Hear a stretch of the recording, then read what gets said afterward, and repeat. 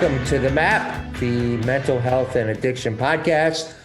I'm Andy Bernstein, your moderator and co-host, and we are a podcast dedicated to discussing mental health and addiction in an open and honest way. And obviously, this is a very important topic since mental health and addiction is affecting 1 in 5 Americans. We have a great guest today, Woody Giesman, a founding member of the rock group, the Del Fuegos, Boston-based band, and founder of the Right Turn Inc. And we'll hear from Woody in a few and catch up with what he's up to and learn more about his organization. But first, let's meet the team. Of course, Kristen Perry Long. Chris, who are you? Tell us about yourself. Thank you. Chris. Hello, Perry. my name is Chris. Yeah. Hello, my name is Chris, even though it says Andy Bernstein under me. I'm not Andy. And I am with Aware Recovery Care, which is an IHAT program. It is a in-home addiction treatment. And if you'd like to learn more, reach out. It's awesome. AwareRecovery.care. Yeah, we actually had a follower of our show log in last week, or who was following our show about benzodiazepines, and she reached out after the show with some help. And between Chris, Willie, and Sonia, our guest, we made sure that person got the help or help her with information. So feel free to reach out to us, and we'll do the best we can to help you. Get some direction or where to go. Also joining us is the one, the only Willie Drinkwater. Who are you, Willie? And not existential. Sort of an existential question, yeah. That's right, I know. I'm an educator for UMass Boston in the Addiction Counseling Education Program. I have a private practice where I work with people that have addiction coupled to co-occurring disorders. And it's interesting that we have the Woodman on today and stuff, because my first office for private practice was with Right Turn when they were back in Arlington and stuff. So we're going to learn more about Woody and his organization in a few, but I thought I'd share a quick story. You know, we talk about mental health a lot on this show, and I'm going to bring this up because I think it's important to hear about, all that glitters isn't gold, right? And we think that, what you do for a living or, how much money you make, mental health still affects us all. And so I had a friend who who recently died. I just found out about it last week and been pretty devastated about it. And my friend, his name was Greg Montgomery, and he was an all-pro punter in the NFL. He played for the Oilers and Ravens for 9 years. He was an All-American at Michigan State, and he was actually selected on the Michigan State all-time team.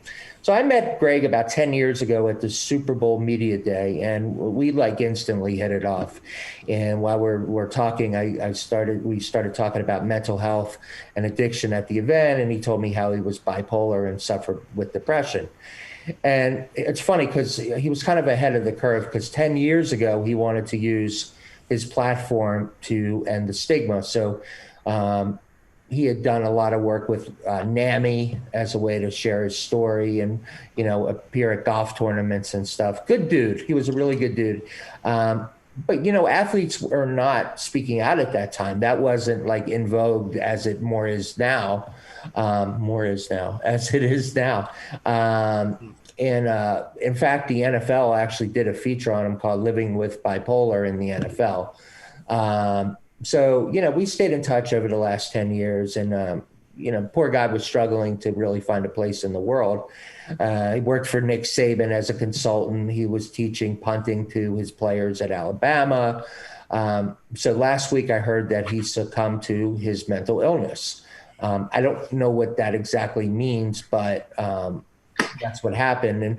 And so on paper, this guy had it all. But I'm just bringing it up because it proves that, mental health can affect us all. Now, the funny part of this whole story that I met with Greg is we're sitting there at the media day, and we see Andy Rooney from 60 Minutes, and Greg goes, "Hey, there's Andy Rooney. Let's go wake him up. Now, Andy Rooney is slumped way down in his chair sleeping. So we knock up, we wake him up and say, hey, can we get a picture? So here, like this with Andy Rooney. It was really funny. And so I just wanted to get your thoughts on that, if you had any. I'm sorry about your loss. Thank you. Yeah. Thank you. You know, Willie, you sort of touched on it a little bit last week, and it really resonated with me. The seasonal bipolar disorder, or you called it something else, but Seasonal affective disorder.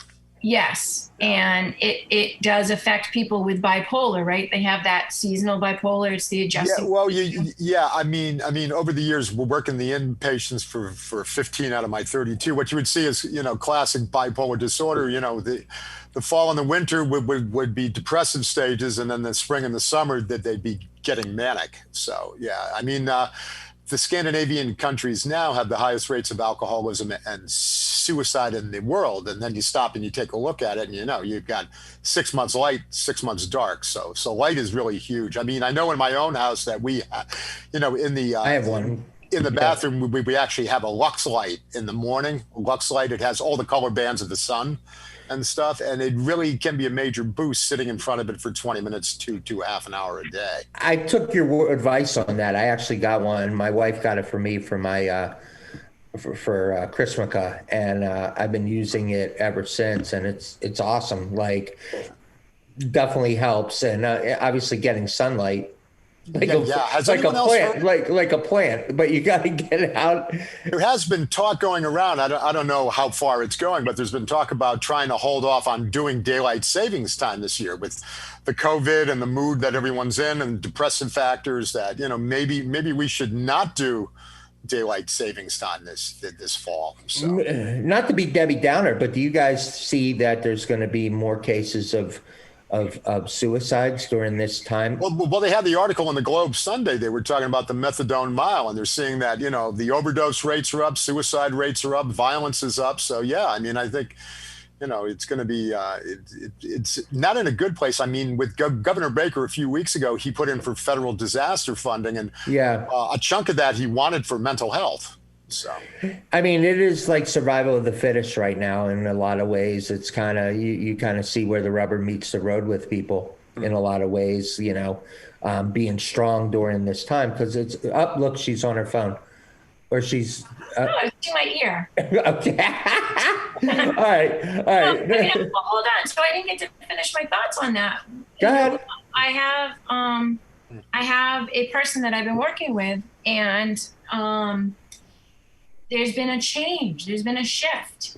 And they were recently diagnosed with bipolar and the personality disorder. And I asked, I said, you've been on these meds for a little while. Have you had a med check? And they said, no, what's a med check? And, there's been a shift in the behaviors, in the mindset, and everything else. And is what you said, William, like, call the person that prescribed you, call your doctor, ask for a med check. I said, because you could be like experiencing this change that we get with the weather and everything else and the time. And so, that's what they were doing. And it makes a difference. I mean, I think it's all about raising awareness, and it's all about getting educated. And so yeah. I mean, it isn't often spoken about, but from old school, if you're on any psychopharm medication, they should be doing a reevaluation every 12 to 18 months. Yeah. Even sooner, right? I mean, almost monthly, I would say, right? Especially in the beginning. Well, I mean, if you're on something like lithium, you need, or Depakote, then you need to get blood draws, to see what the levels are and stuff. And, it depends on the doctors. Sometimes they'll say once a month. Sometimes they'll say every 3 months. Right. As far as levels go for stabilizers. Yeah. So anyway, thanks for letting me share about my friend, because it definitely no, thank you. It definitely bummed me out because it was, like I said, I didn't talk to him all the time, but I knew, and we had him on CrossCheck. You weren't with us at that point, but I knew that he was struggling all the time, so he'd go on and off the radar screen. Yeah. from time to time. So anyway, let's move on to our guest today, who Yes.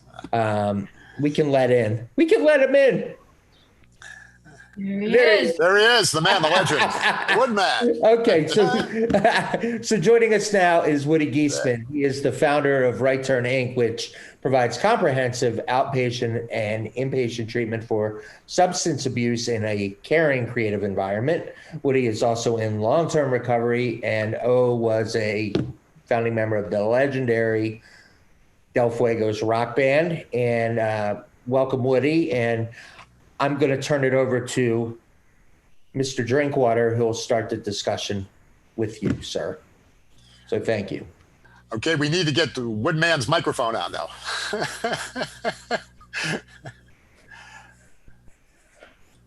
Am I He could on? do There you are. pantomime. There He you could are. do he could do pantomime. Yeah, I mean, I remember. Morning, everyone. Good morning, Woodman. Good morning, Woody. Yeah, I think the first time that we met, I was working at Whidden Memorial Hospital on an inpatient side, and Woody came in. He was in to see a client at that time. I don't know, were you with the PAC teams then in those days? Yeah, at that time I was working for the Department of Mental Health. Yeah, and stuff. And he happened to see the LADC on my name tag, and he said, "Hey, I've got this thing going over in Arlington. Why don't you drop by?" And then I dropped by for for an 8-year period or something. So. But yeah, no, it was the first place where I had, an actual office for doing a practice in and stuff. And I've always appreciated that, and want to say thank you again, Woodman, for that. You're welcome, Willie. That started me off, but I'm going to turn it over to you. What have you been doing with Right Turn these days? What's been going on? So, yeah, well, Right Turn has been, providing services virtually through the pandemic. We have a day program and an evening program billable through insurances. With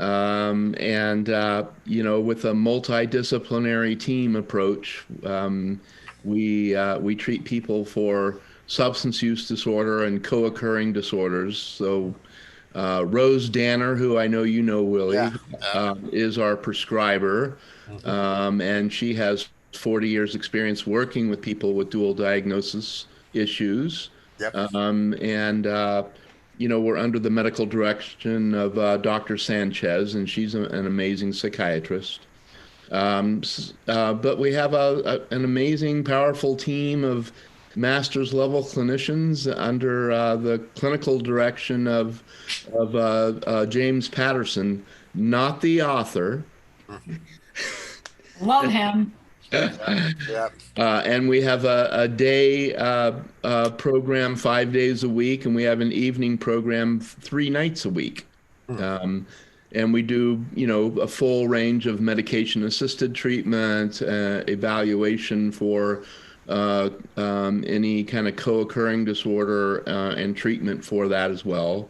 But as you all know, one of the things that makes Right Turn kind of special is that we do DBT and CBT and cognitive behavioral therapy. We do all of these therapies, but kind of under the umbrella of creative expression with music and art therapies as well. Awesome. Yeah. I mean, how did just for the audience and stuff? How did everything get started? What was the what was the background of the thinking to come up with Right Turn? So that's interesting. So back in 2001, Dr. Ann Alonso, who was the head of advancement of psychotherapy at Mass General Hospital, said, I've heard about the work that you're doing. Why don't you meet me for lunch? And I'm like, well, who are you? Not existentially, but Yeah.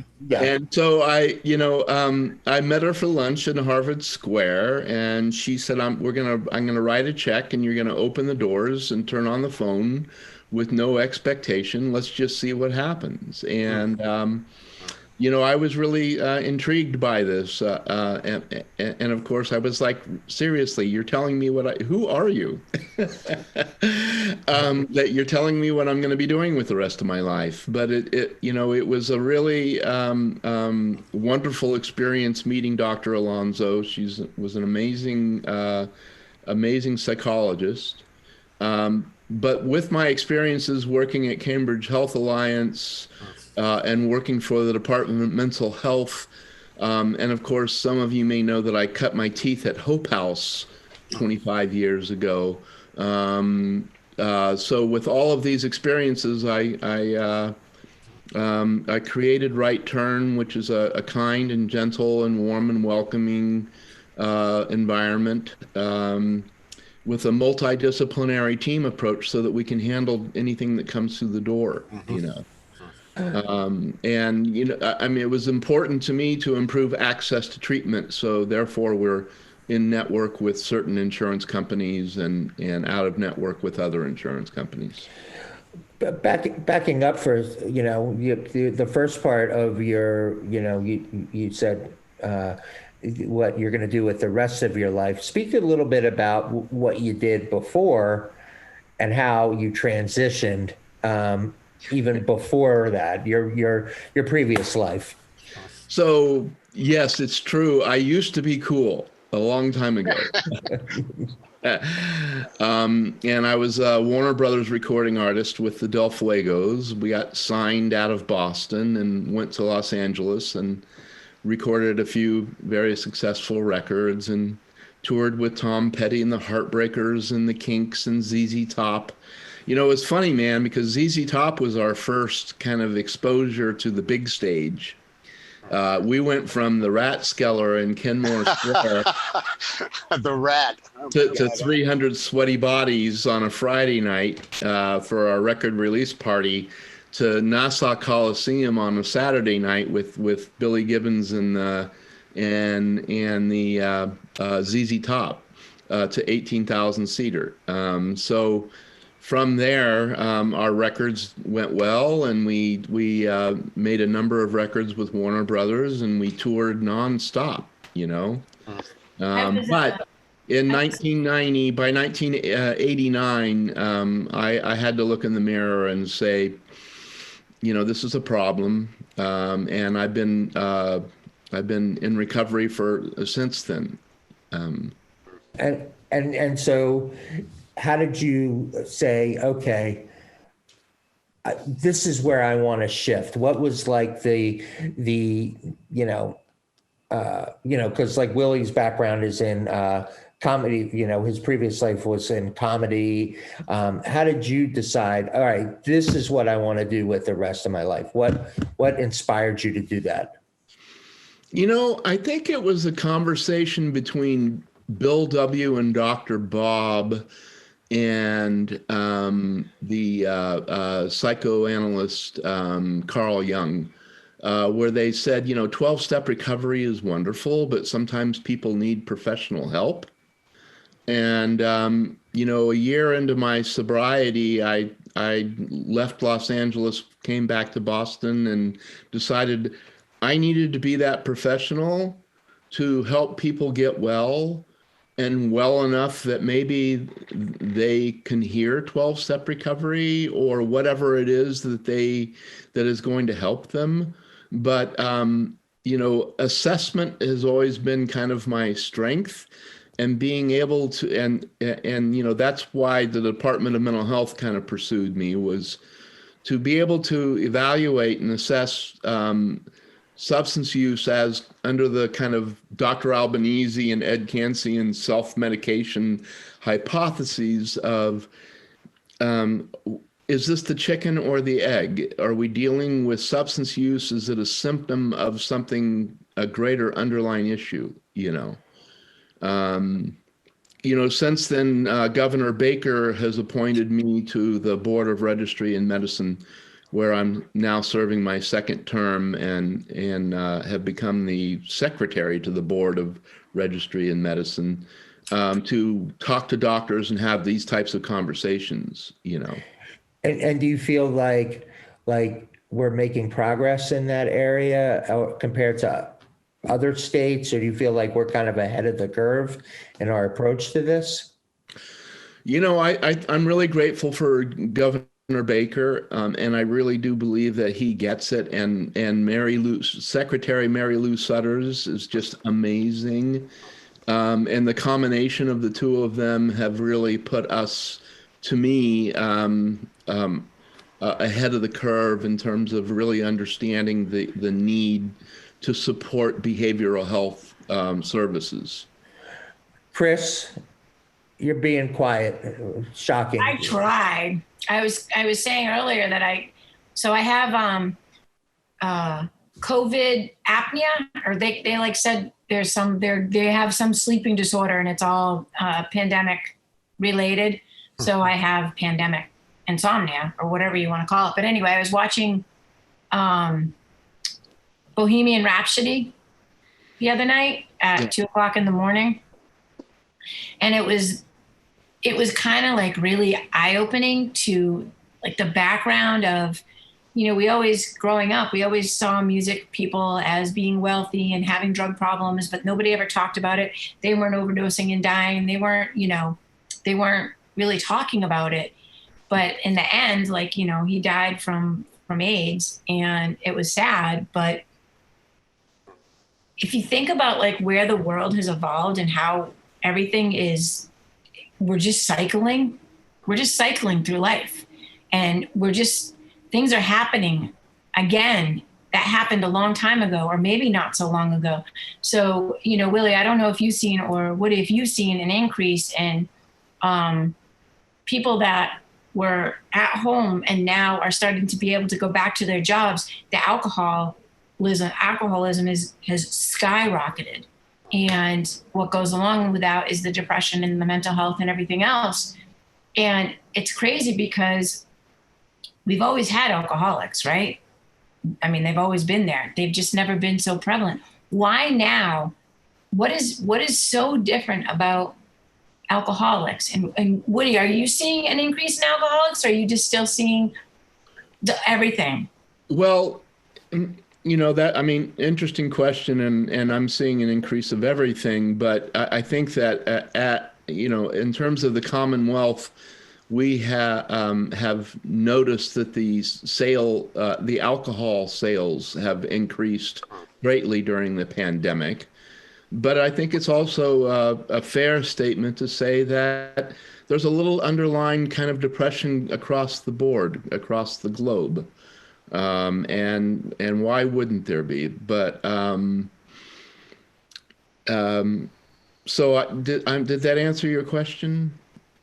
Yeah, I mean, I think I've just been dealing with some case managers, and they're just like, we kind of keep getting like flooded with people that are trying to come out of their homes, but they're finding themselves, connected to the bottle, and it's not allowing them to get out of their homes, which I don't know. I mean, then I watched the 16 and in recovery last night, and, if you want to really get an understanding of addiction, and you're naive to it, I highly recommend watching that show from beginning to end, because the kids' interpretation of it is it's very real, and it gives you a really good, we've all been in this for a long time and we have a really good grips on it. But last night, last night I went to bed with tears in my eyes, because these kids are so sick and they are so suffering, and they not to, spoiler alert, but they lost one of their members of their classes because, and this is where the system with certain insurances, the director, Michelle, had a bed for this young man. He was willing to go, but insurance said he had to get a medical clearance through the hospital. He went to the hospital. He sat in the hospital for 6 hours before he started to go through withdrawals. He walked out, he overdosed, and he died.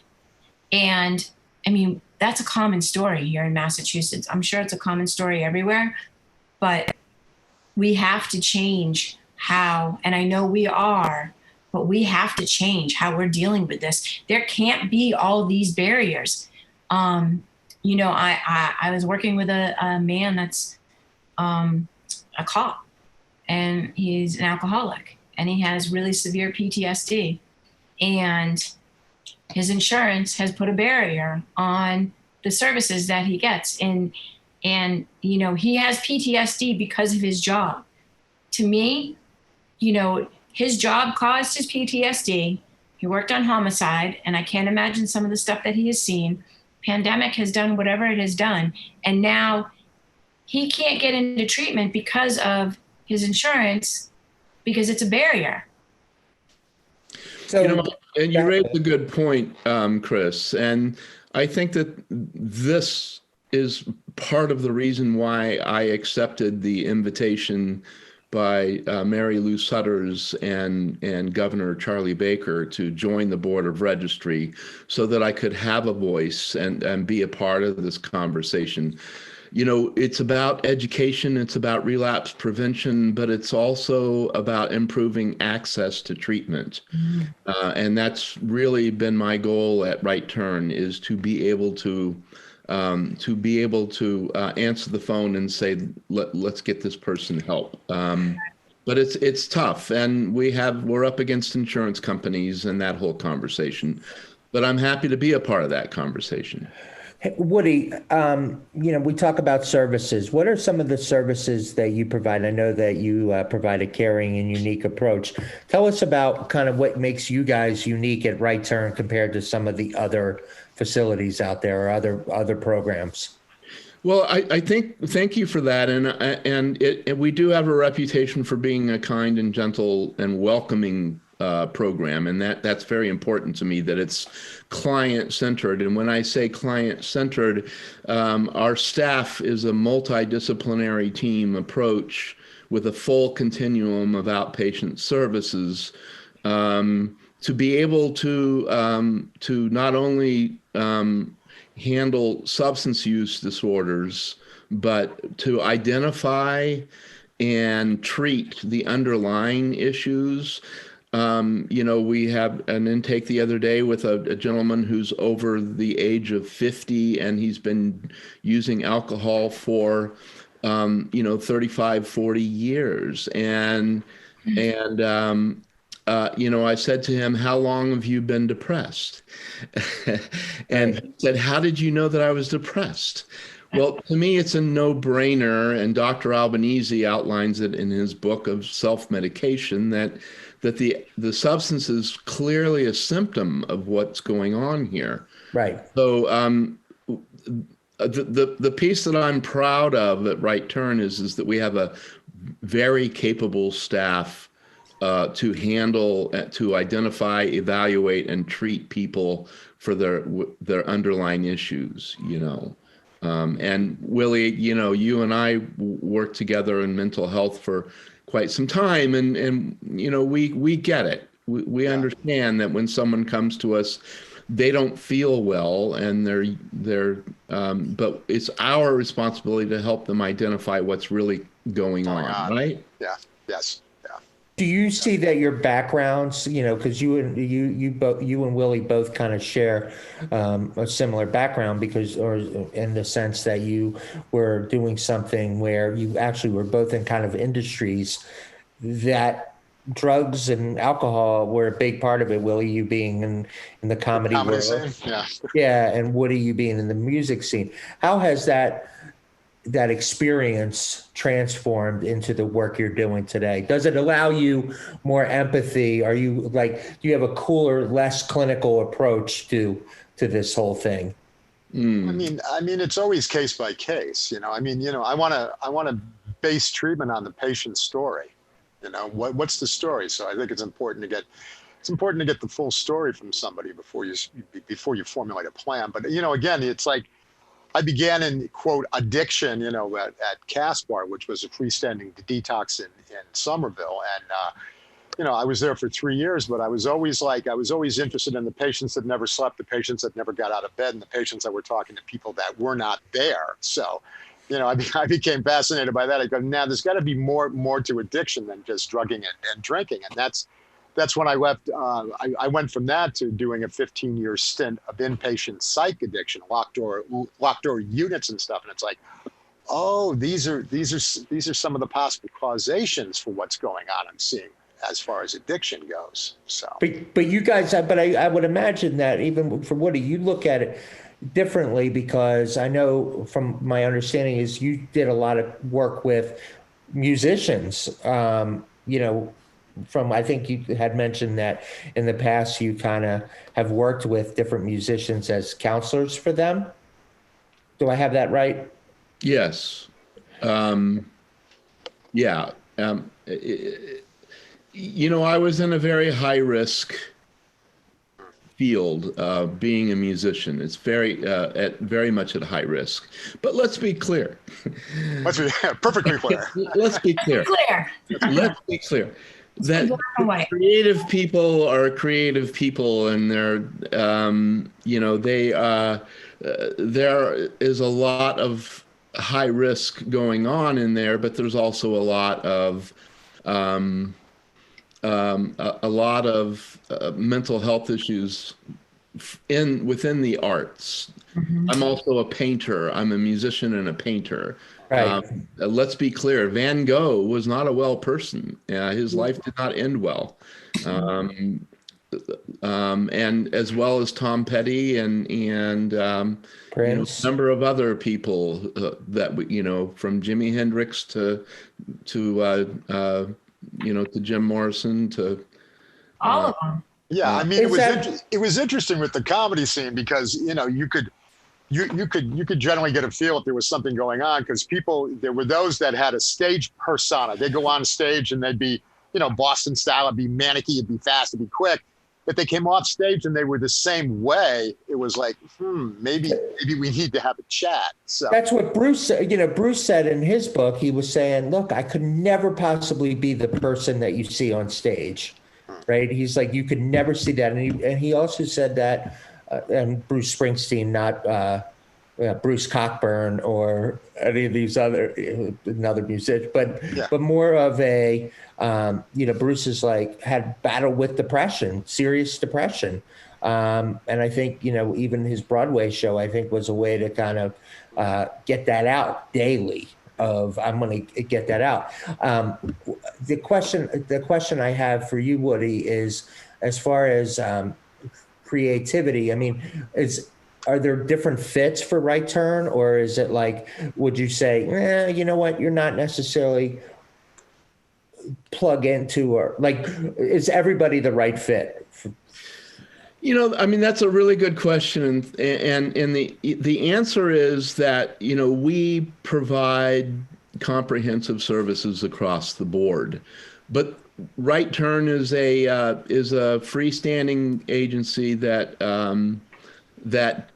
the people who find us, I call them Da Vinci's, and just briefly, there was a little research that identified the DRD4 dopamine gene that they call the creative gene. They found it through Da Vinci, and so people that find Right Turn would get good evidence-based treatment across the board.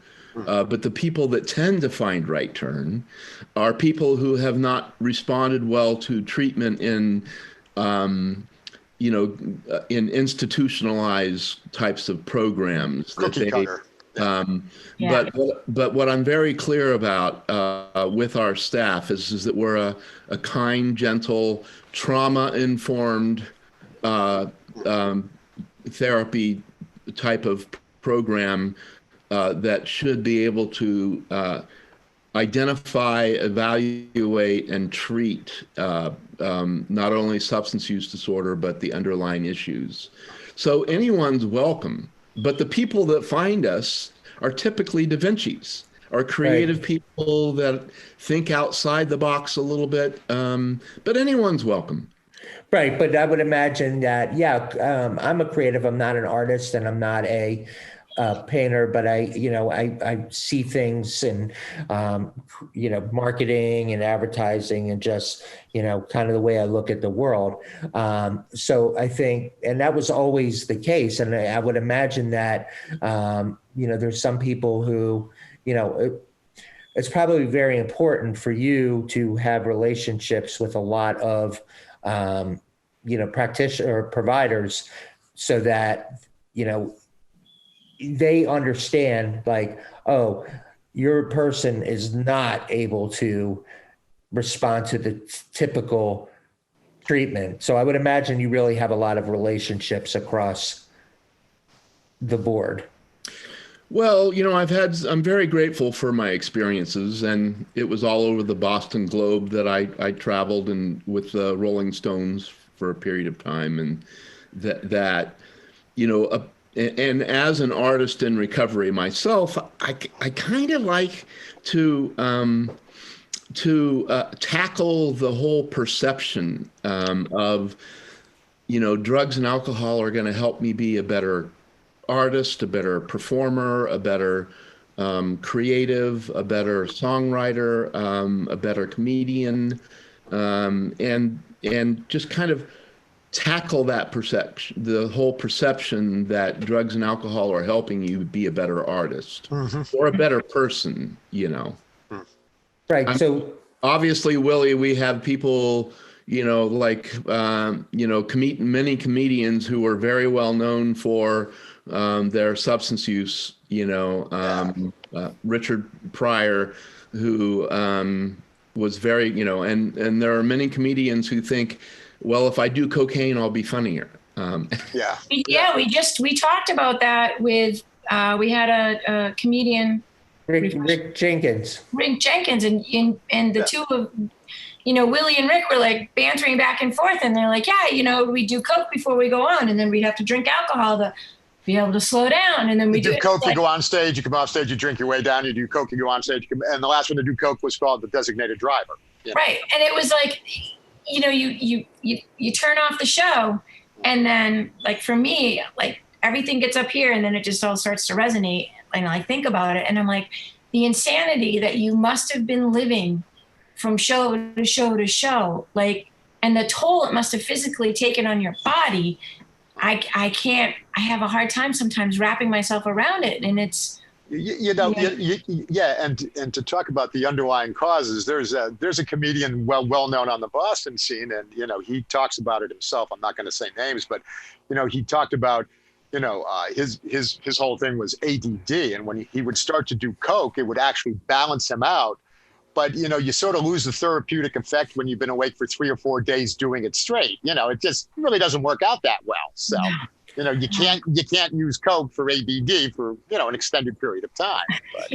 But there was someone with an underlying issue, and Well, so if you're bipolar or you have any kind of mood disorder and you have ADD and you're using and you don't address the bipolar, then a cocaine with an Adderall could send you off the rails. Yeah. I mean, I've worked with clients with bipolar disorder in the comedy scene, and it's like, they really believe what they're creating and writing is like, unbelievable. And then, finally when they have the crash and they come back to middle earth again, they look at what they wrote and they go like, wow, this is crap.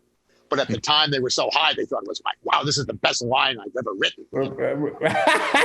I'd love to get somebody, maybe you guys can find somebody. I'd love to get somebody to talk about like ADHD and ADD and the meds that they use, because I could talk about it. The young man that they had on last night on 16 in Recovery said that he had been on it. He had been on ADHD medicine. He had been on Adderall since he was like 7 or 8 years old. And it didn't help him and nobody listened to him, but just because he behaved, they figured the medicine, Well, there's studies they're doing in the Scandinavian countries now where they're doing it in the schools where, instead what they do is they'll have a class for an hour. And then after that class, they'll do 15 minutes or so of dancing or jumping around in something physical. Then they sit back down again for another hour of classes. Because what they're finding is that, when you're, in adolescent, early teen, you can't sit still for more than an hour. So it's not, it doesn't mean that everyone is ADD though. Right. So this is kind of a passionate area of conversation for me, Chris.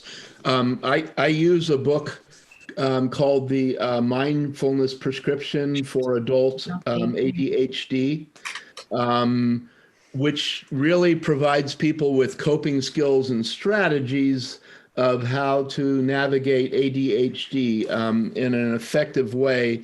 I just and stimulants or non-stimulant medications may be a part of the equation, but as we all know, that if someone has a history of substance use disorder, then they may not be a candidate for a stimulant medication. Because Well, the thing that like I'm dealing with is like have been raising my grandchildren, and we are in reunification process, but she has ADHD, and like she's got Mexican jumping beans and red ants in her pants 24/7. And Is that a clinical term? and I'm honestly, No, she's just a fidget, but they put her on Adderall. And I fought it, and the therapists were like, no, there's studies. And then I just watched 16 in Recovery last night, and I'm like in a complete mind panic because am I setting this kid up for failure? Like, we've tried coping skills. We've tried the be a monster and get all that energy out. And I just think that like a lot of people just don't have the time or the patience to deal with it. So here's the magic little pill that'll calm them down. And next. I take it, okay, and I think I've taken it, and I will tell you that with some other meds has made all the difference in the world for me in my life. But I do the work, right? It's not a magic pill, right? So I do the work. I don't drink. It's part of your process. Right. Right. It's a tool. Right, but I'm doing the work, right? I Right. do the work. This is like one of the reasons I do the show. I love it because I get to talk about this stuff, right? It helps me. It's therapeutic to me. But I'll tell you that my life changed immensely when I started to tackle, my ADD and anxiety and depression. When I started tackling that, I had no need to want to drink anything, right? I just don't like it, right? It doesn't feel good to me. But it's not because I had a compulsion. It's just like I just needed something to, you almost like you need something to take the edge off, right? But I did it in a much earlier time in my life. But I think if you just take the medicine, whatever it is, it's not going to, you need to build a whole program around it. Would you agree? Well, so, I try to teach the people that I'm working with, and recently I've been working with Dr. Henry from Mass General Hospital on a case of psychosis and ADHD and substance use disorder, that if we're going to use medication, that the medication is only 20% of the equation. It's the other 80% of that Dr. Henry defers to me on in terms of coping skills, strategies, mindfulness practices, DBT, cognitive behavioral. Right. ACT. It's very important that we incorporate, that we use these things, not just teach them, but that they use these things. It's a tool, correct? And it can have a very successful outcome with medication combined with these types of therapeutic interventions. Correct, because I get really annoyed when people start criticizing Adderall. Well, you know what? I don't abuse Adderall, right? I don't abuse medication. I stay very regimented on whatever medication I take, and I have somebody who I have my medicine regulated by, right? But I know when people say, oh, well, I tried Adderall, it didn't work, or I was bouncing off the walls. Well, if you say they were bouncing off the walls after taking Adderall, then that tells me there's something even, That tells me you're possibly not ADD. Right. Or you could be bipolar and have a mood disorder, and that is not a good combination for you if you're not taking any kind of like mood stabilizer on top of the ADD is going to work. This was my understanding that so.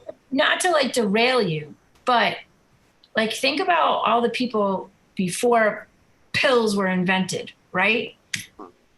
What was their coping? And is our society created us to be, has the foods that we eat, the lifestyles that we live, so on and so forth. Is that what creates all of these mind medias, I guess you could say? I think the new wave in psychiatry now, where, it used to be the pill was the answer, but I'm seeing more psychiatrists now that are really talking more about talk therapy again, as opposed to, medication first necessarily.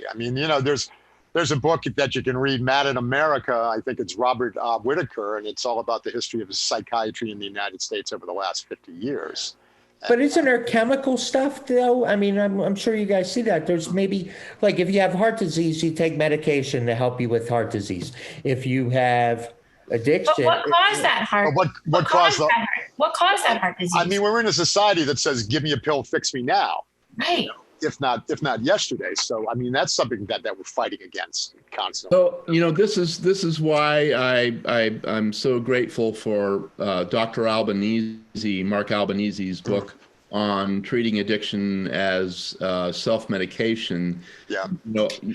It helps us kind of take a step back and consider the medical model, the medical approach of medications, but to take it a step further. And I'm grateful for my experiences of being on the board of registry in medicine so that I can have these conversations and be a part of that conversation dialogue with the dialogue with doctors. But a case a number of years ago where a woman came to me to say, I think I'm an alcoholic, and I said, well, I don't know, but in the end, she's now been sober for 11 years, but we discovered that she had hypothyroidism, and that she had she had an imbalance going on there that once corrected, she was able to function at a different rate. Yeah.